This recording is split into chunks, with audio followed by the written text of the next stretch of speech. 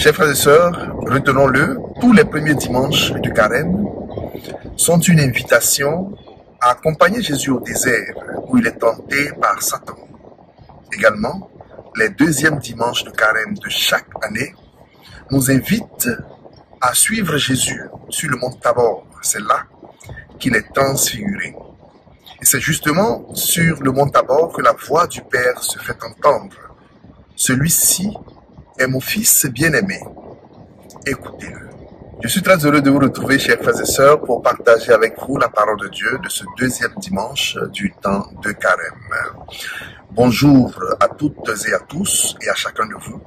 Bienvenue à Parole de Dieu au quotidien.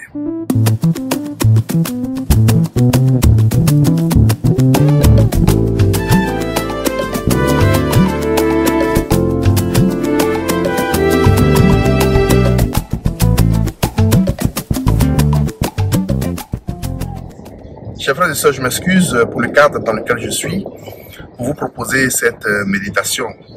Nous sommes aujourd'hui samedi 24 février au pèlerinage des enfants du doyenné Monseigneur Albert Ablé. Nous sommes à Koué-Santé. Et donc, dans cette ambiance joviale, conviviale, de prière et de recueillement, je me suis retiré dans le véhicule pour méditer avec vous la parole de Dieu. Quel bénéfice spirituel pouvons-nous tirer des tests de ce deuxième dimanche de carême? Quel enseignement pour nous en ce temps de carême où, comme chaque dimanche, la parole de Dieu nous est adressée? Je retiens pour nous le mot « fils ». Dans la première lecture, Abraham est appelé à offrir en sacrifice son fils unique.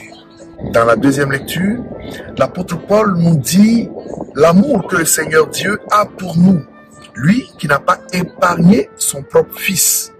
Et pour nous, il a livré à la croix. Comment ne pourrait-il pas tout nous donner? Dans l'évangile, Jésus, sur le mont Tabor, est transfiguré. La voix du Père se fait entendre. Celui-ci est mon fils bien-aimé.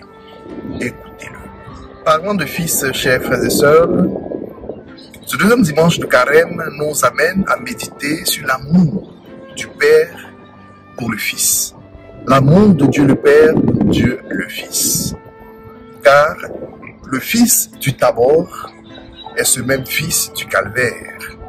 Le Fils de la gloire, aujourd'hui, célébré par le Père, révélé à la face de ses disciples, est ce même Fils crucifié sur la croix. Comment comprendre donc que l'amour du Père pour le Fils, qui est un amour de prédilection, un amour au-dessus de tout, cet amour s'exprime par un chemin de souffrance comme celle de la croix. Comment comprendre cela? Comment comprendre que le Père qui aime tant le Fils le soumet à la souffrance, comme le dit l'apôtre Paul dans la deuxième lecture? Il a livré pour nous.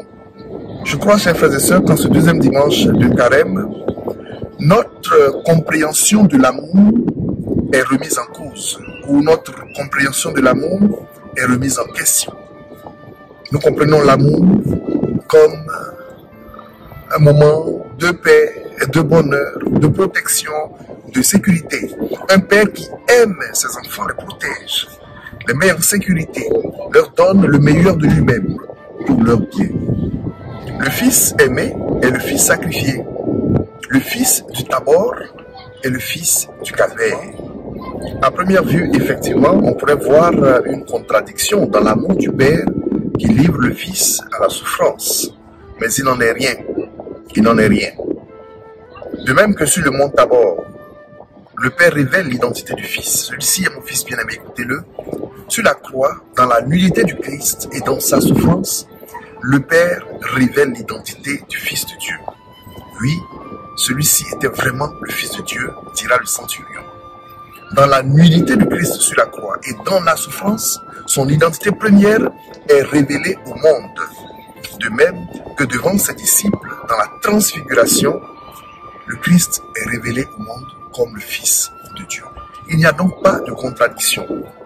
Dans la souffrance du Christ, par le portement de sa croix, par sa passion, Dieu conduit le Fils à l'accomplissement de sa mission. Et c'est dans l'accomplissement de cette mission que réellement nous comprenons que Jésus est le Fils de Dieu, celui qui est capable de donner sa vie et de sauver le monde. Effectivement, c'est cette mission qui devrait accomplir à la croix. Oui, vraiment, il est le Fils de Dieu. Il n'y a donc pas de contradiction. En réalité donc, dans la souffrance du Christ se révèle sa gloire. La gloire que nous anticipons déjà en ce deuxième dimanche de Carême, lors de la transfiguration, cette gloire se révélera en plénitude sur la croix. Chers frères et sœurs, bon dimanche à chacun de vous. Bon et fructueux effort de Carême. Que le Seigneur nous conduise par sa grâce au-delà de nos souffrances, à la gloire de la résurrection. Prenez soin de vous et portez-vous bien. Au revoir.